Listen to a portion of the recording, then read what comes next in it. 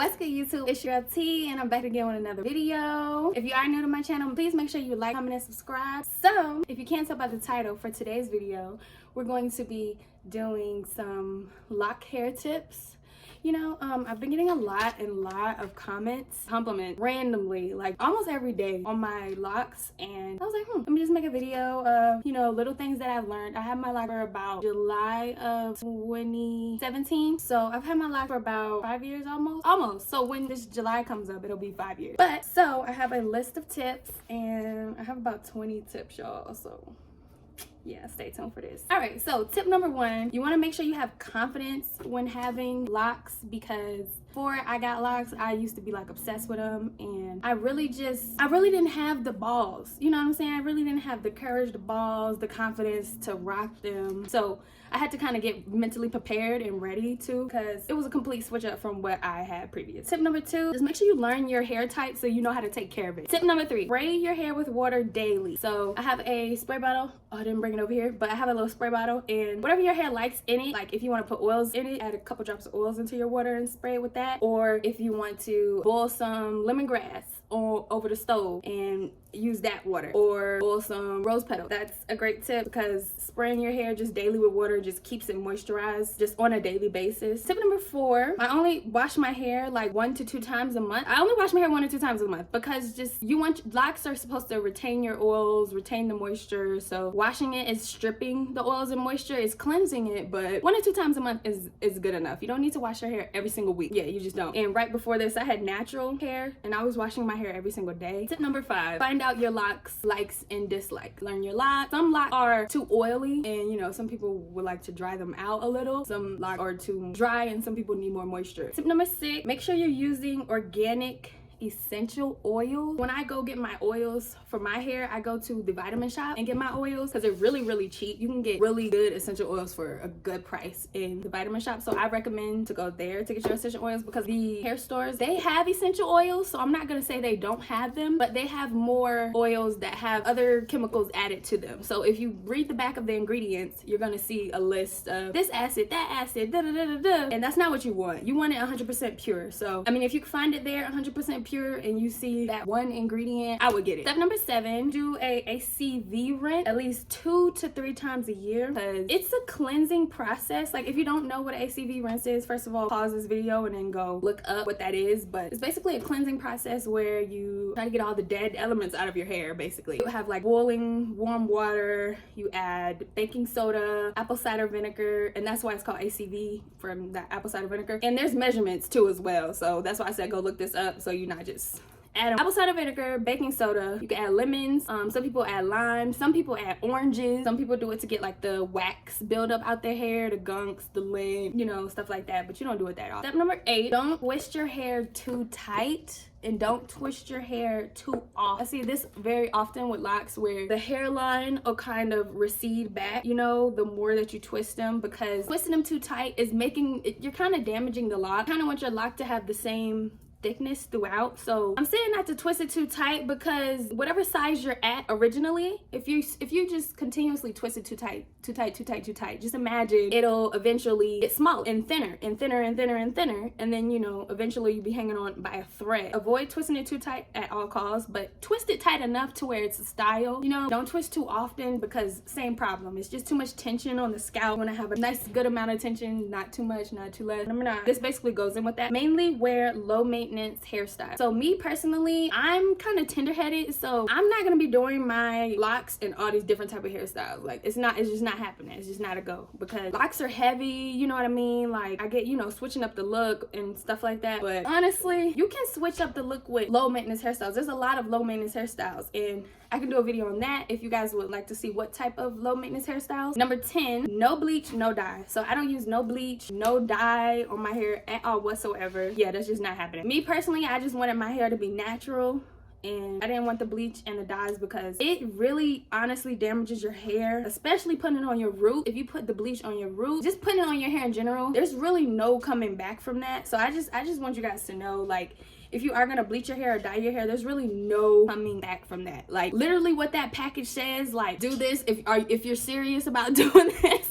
I would really reconsider or really think about it, because you know, everyone wants to lighten their hair, dye their hair different colors. I get all that, you know what I'm saying? But it's just, your hair will never be the same. Your hair can never go back to its original natural state. So yeah, I'm just letting you know now, because I went through that in the past where I bleached my hair and then I ended up bleaching it again. It's like you get addicted, you know what I mean? Like, the bleach grows out, so you have to re-bleach it. You know what I mean? It's just not good. It's just not good. Now this hair is more damaged than this hair, and then as it goes on, you wonder why you're losing so much hair. You got so many split ends, why it's not retaining moisture. Your hair is not the same. You completely altered your hair's DNA. Just don't do it. Tip number 11, use royal oils and clinical conditioner. So this I did bring over here. So this is the shampoo I use. This is the brand. It's Head and Shoulders, but it's called Royal Oils. Sulfate-free scalp care shampoo with coconut oil and apple cider vinegar. Cleanses and rehydrates hair for curly and coily crown. Me personally, I have an issue with dandruff. Dandruff likes to sneak back. Literally, this is my favorite shampoo. This is the holy grail, because literally before I was using this, I was washing my hair like every week and a half, and my hair would just get so itchy after a week of washing it. And I'm like, yo, what's wrong? Like, I thought I had a condition or something. Maybe I do, but honestly, this stopped that problem. Like, I honestly don't even have that itching problem anymore whatsoever. Like, I wash my hair every 2 weeks, sometimes even 3. I push it, but I don't have that itching problem. And if you're like me, that you have serious dandruff and serious itching, because like, I was natural before this, so like I said, I was washing my hair every single day. This is the holy grail. And this kind of pairs with it. If you can't find this, because I found this in Walmart, so I didn't even say that. This is in Walmart. Both of them are. If you can't find this, I found this in the clearance section on the end of the aisle, whatever. It wasn't really in the aisle with the rest of the shampoos, because I knew Walmart had this, but I couldn't find it. So that's another thing. If you're looking for it, it's in the clearance section possibly. But if you can't find this there or there, this is it basically does the exact same thing. It's the same alternative, but this is only the conditioner. But I had this in the shampoo as well. Worked exactly the same. Really great. It has a really weird smell, honestly. It's a really strong, like, medicated smell, because like I said, I had a lot of dandruff, a lot of itching. So if I'm washing my hair, I want to be able to last as long as it can. So it's really strong because it gets the job done. And this is the conditioner, but this is like the clinical one. So yeah, if you have that problem basically, but this is the conditioner. Dandruff defense, dry scalp rescue with manuka honey, if I'm saying it right. So yeah, these love, 10 out of 10 recommend. I haven't had the same issues that I've had with using those. Tip number 12, use a pomade or shea butter or essential oil to moisturize. Other than spraying your hair daily with the water, like I said earlier, you're gonna use, this is a little empty, but you're gonna use the Shine pomade. It's the Mimosa Hair Honey, so it's just like hair grease. It's natural, yeah, and it's Carolyn's Daughter brand. I really like that brand. That's another really good natural brand. Or alternative, you can use African shea butter. This is really good. Love this. You can use this on your body, your hair. I use that or essential oils to moisturize my hair. Okay, tip number 13. When you're conditioning your hair, some people say to only condition your locks. Some people say, you know, only shampoo the roots, only condition the locks. Now, I kind of agree with the only shampooing the roots, because the shampoo runs down the lock. It, you know, squeeze it, it gets through the lock. But as far as the conditioner, me personally, I feel like you should condition your scalp as well, especially if you were natural before or you're going natural, because it's just, why not condition your scalp? Like, I never got that part where they're just like, don't condition the scalp. No, condition your scalp so it can help you get more moisture when you're about to moisturize it. So I don't know why they say that, but condition your scalp. Locks or no locks, condition your scalp. Tip number 14, love and appreciate your hair in whatever state it's in. If you didn't feel like doing your hair for 2 weeks and you look crazy, love yourself, appreciate yourself, you know what I'm saying? Locks are beautiful in whatever state they're in. I get compliments when I feel like shit sometimes, and I'm just being real. Tip number 15, I've learned that 2-strand twists last longer than regular twists when you're twisting your hair. I do like a 2-strand twist, and there's different ways you can do the 2-strand twist. Like, you can just do them, or you can do them with a lock knot at the end. Let me know if you guys want to see a video on that too. I could do that too. I've learned personally that the 2-strand twist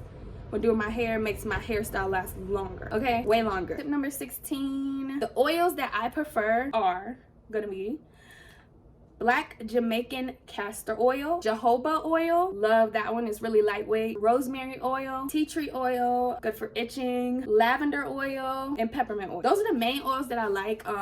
There are other essential oils that you can use, but those are the main ones that I stick to personally, just for moisturizing and, you know, just itch relief and hair growth. Those are the ones that I use. Number 17, do not sleep in your lock clips. Don't sleep in those lock clips, because honestly they give you a headache, they're poking you in the head, and they can cause hair loss. Tip number 18, wrap your locks up every single night. I mean, I know this is like a protective style in a way, but they still need protection. Tip number 19, make sure your locks are fully dry after you wash and style them. You don't want to go to bed with wet locks. Nobody wants to go to bed with wet locks. Your locks will be wet for the next 2 days, child, and it will smell like mildew. So it don't matter how much oils you put up in there, it's gonna stink. It's gonna stink, y'all. So just make sure your hair is dry.